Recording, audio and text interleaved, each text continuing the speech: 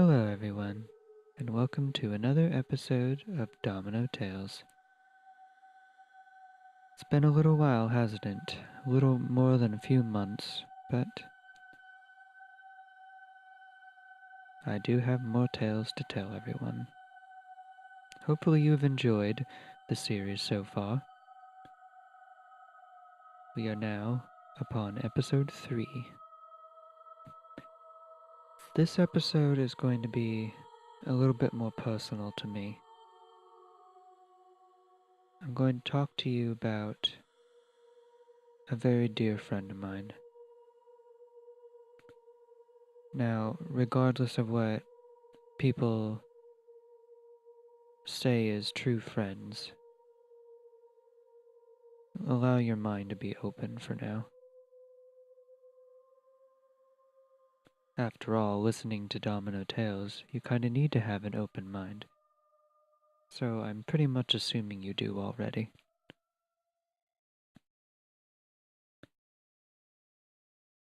I'm going to tell you about my cat. Her name was Patches. She was very dear to me. Over my life, I've raised over 12 cats. Patches lived the longest. She was with me the longest. All of them were dear to me, but Patch was the closest to me. I still miss her to this day.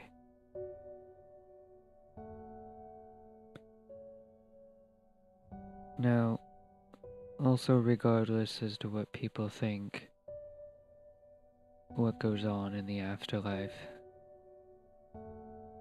what we're truly haunted by, or if we're visited by spirits, ghosts, entities of the such. There's been many accounts of people who say they've been visited by their pets. I've actually seen other people's pets out of the corner of my eye, or even just possibly hearing them in the night. I've even seen Maya's old cat before, ever since moving here.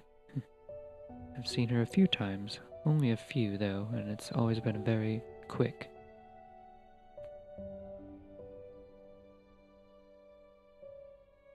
Patches was, without a doubt, my best friend. In every sense of the phrase. For a long time, my only friend. She was there for me whenever I needed her, and I needed her often.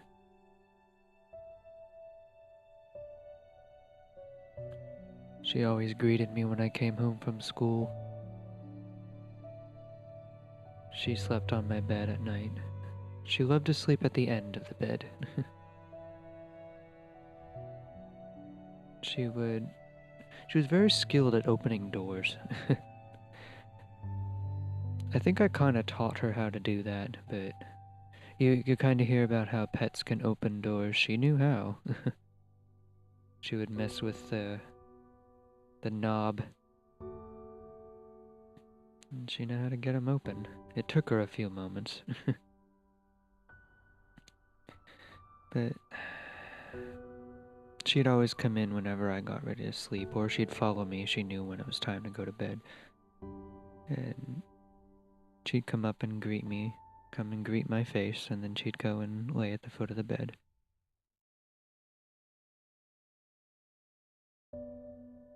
Patches was born April 1st, 1995.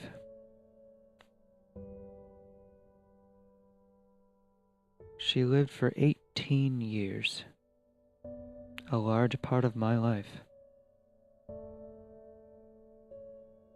That's nearly 20 years, nearly 2 decades. She was very old when she had to go. Very much a queen. I spoiled her rotten, but she deserved it. She was an American calico white hair. Or short hair, I should say. Um, Very beautiful. She had very unique markings. And she was my baby. When we got her from my grandfather's estate, actually, this was back when he owned horses. There's actually pictures of me as a young boy riding horses. I'm not sure if I will be able to find that to put it up, but maybe someday. Patches was born as the runt of the litter. If anyone knows what that means, generally the runt doesn't live for very long, sometimes a week or a few weeks, and then they usually pass away because they're too small. Patches outlived all of her siblings and her own parents. No one knows how or why.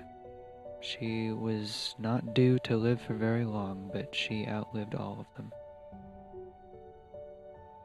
That's just the miracle of her life. Some things just can't be explained like that. I remember she had this little tiny crooked tail, like, right near the very end, her tail was slightly crooked. It was a very unique little trait that she had. I don't want to say that she broke it. She could have at one point, like sometime in the past, and I never knew, but she was never in any pain or anything. She was also probably the most finicky cat that you would ever meet. She did not really like people. She adored me, and all you cat people out there, you will know that when a cat chooses their master or someone to spend their life with, it's usually one person. You can get a family cat and they'll be nice to everyone like in their younger years, but as they get older, they usually gravitate toward one person. That's just the nature of their species. When they get older, they get very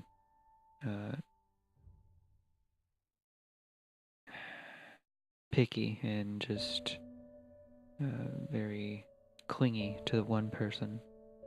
Sometimes dogs do it too, but dogs love everyone, honestly. Anyone that gives them food. But, Patches, she had a very light voice too. She had a half meow, kind of. And sometimes when she'd meow, it almost sounded like my name. She would actually try to say my name to get my attention. I'd give her treats every day.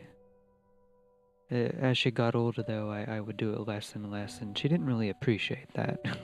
She knew. She knew I was giving her less treats as she got older, but I told her, you're getting old. I can't have you throwing up. I took care of her as best I could. In 2012, Patches grew her body grew very unstable. This was after I moved to Pittsburgh. She barely survived that trip. I moved there in 2005. She became very ill during the trip. She was overheated, and I needed to watch her for a few weeks until she adjusted to the new home, which she eventually did, and she was alright. I was really worried about her.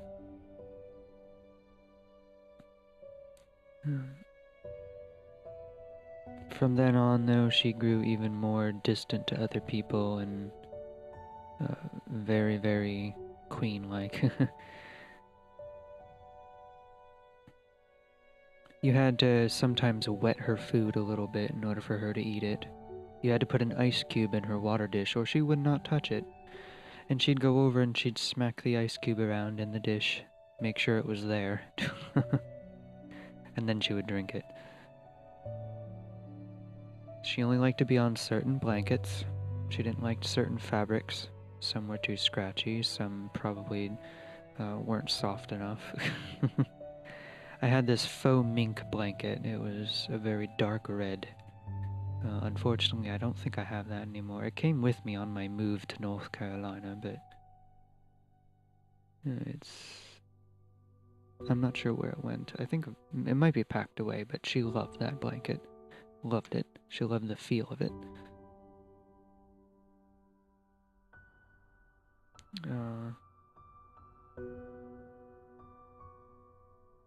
Nearing her final years, she started to become in a lot of pain. She had developed a skin condition, and I had to treat her. What she eventually was starting to die of, she had to be put down, first of all, which was, at the time, very much something I was against. But you see, when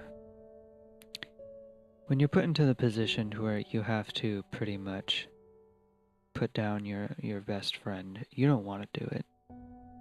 And at the moment, I wasn't really thinking about how she was generally starting to suffer, and I didn't want that anymore. We had to confine her, the last year of her life, we had to confine her to one room to herself, and I would go and visit her there. And I hated that. I told people I did not like it. And I know it was to pretty much keep everyone away from her except for me, but I did not like putting her in a room by herself. Even though I visited her often, she didn't get lonely. But after her last veterinary checkup, they said that she was developing some kind of stomach cancer or something, which probably attributed to her skin condition. Her body was just naturally breaking down, like all living things do. And she was going to have a very miserable death by herself if she was not put down.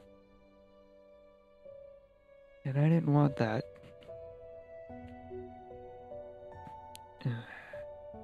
Gotta take a moment to breathe here. I don't want to get all emotional.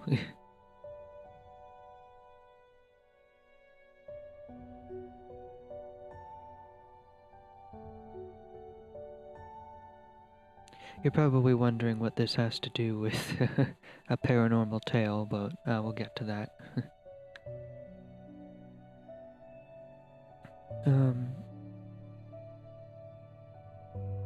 The day that I was told that Patches was to be put down, I immediately took her out of her room and I took her into mine. I was still living with my mom at the time. And I shut the door, locked it, and I didn't let anyone in. Now, I know that sounds a little bit immature, but I at the moment, I really just did not give a shit. I took her into my room and I laid her down on her favorite blanket and she was happy. She was very pleased about being close to me and with me on her blanket. And I just sat there for close to 4 hours, just petting her, letting her know I was with her. Patches was with me through very many hard times of my life. She was there when my father was being the asshole that he was. She was there when people at school were being the assholes they were. She was there when I had no one else. I loved her very much. I always knew one day Patches would have to die. It's something that you kind of put at the back of your mind because you don't want to think about it. And I didn't. And it will always come when you least expect it. You can never be prepared for death of any kind. Even if you can see it coming, you will still be unprepared for the final day. Not that you can prepare yourself emotionally, but it will always take you by surprise. You will never know the exact minute. We took her, eventually, Patches, she gave me this look and pretty much letting me know I'm ready. And I told her that I didn't want her to suffer anymore, so I wrapped her up in one of my hoodies. I had this really big black hoodie. It was too big for me, so I just wrapped her up in it. And I told my mom it was alright. And we took her to the vet, and they gave her a very painless, safe death. And they laid her down on this little metal slab, which I also wasn't too happy about, but there's really no other way to do it. I mean, they can't just put her on a bed of roses. And I was with her. They told me now she cannot feel anything, but she can hear you. And so I talked with her until she finally passed on, until she no longer moved her eyes.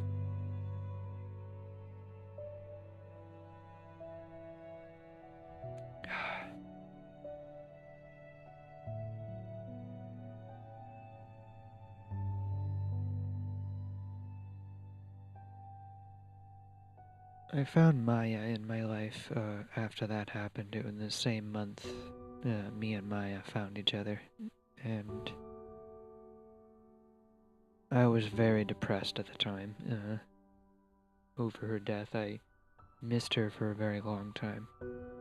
I didn't really want any other cat. Of course, my mom did eventually get another cat, and I ended up liking him too. His name was Romeo because he was a lover boy. He loved to give kisses. And that was her cat, pretty much. But,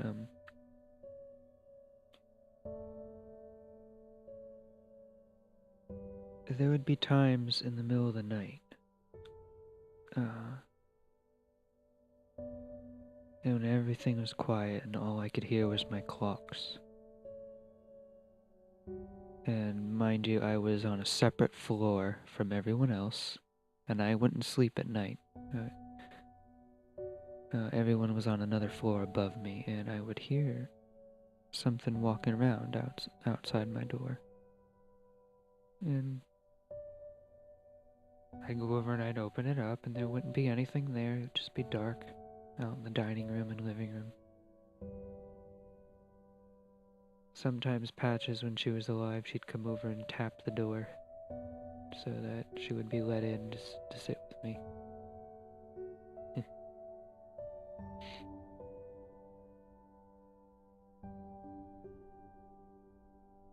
Occasionally, when I started to feel a little bit better, and I would get into my exercises that I would do at night to kind of keep myself going, Patches, when she was alive, she would occasionally sit off to the side or under the table and watch me. I was in the midst of my walk, like a little power walk around the dining table, and out of the corner of my eye, I thought I saw Patches just sitting under there, just looking up at me. It surprised me enough to stop walking and immediately turn over and look and see nothing there, but I will always remember that. It was like one of the first times I had thought that I had physically seen her since her passing. I have her ashes, by the way. She was cremated. And I have an urn for her now, where I live, with Maya. It's on a little shrine. And I keep that near my bed. It hangs on the wall.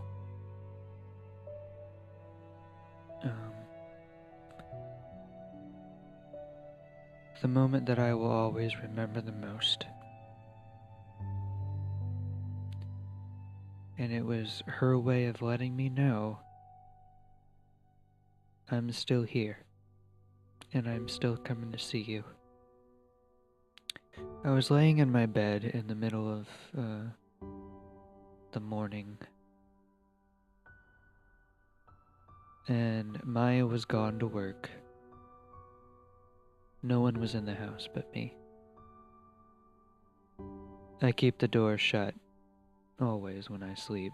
You know, I like to be in rooms with the door shut. I mentioned that in another episode. Um, Very quiet in the room, and I was like half asleep, half awake. Is in that state where you know you're starting to wake up, and I felt something jump up on the bottom of the bed. And I slowly sit up, and there's nothing there, but I thought to myself, that was her. Without a doubt, I felt her entity, spirit, whatever you want to call it, her energy, get up on the bed with me and join me. And it was her way of letting me know that she's still around. And she still comes to see me now and then.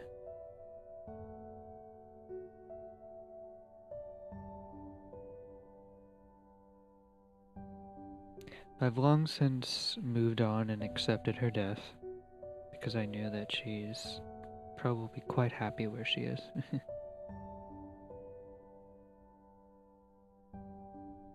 It gave me reassurance that she's alright. The fact that she came to see me multiple times, it reassured me.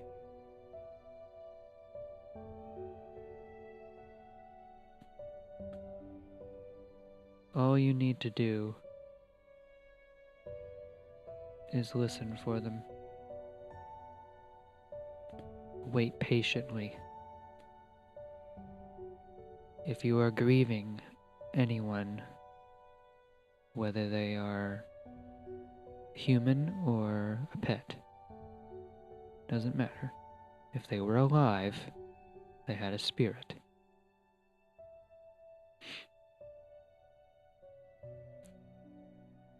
They will come to see you again. You just need to be open to that. And don't be afraid. Because there's nothing to be afraid of when they come to see you. And I will leave you with that. Until the next time on Domino Tales. See you then.